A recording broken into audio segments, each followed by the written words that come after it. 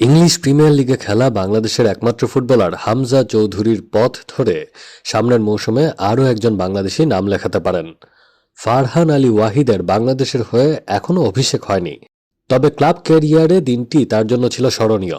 নরউইচের বিপক্ষে প্রাক মৌসুম প্রস্তুতি ম্যাচে ফুলহ্যামের মূল দলের হয়ে অভিষেক হয়েছে এই উইঙ্গারের।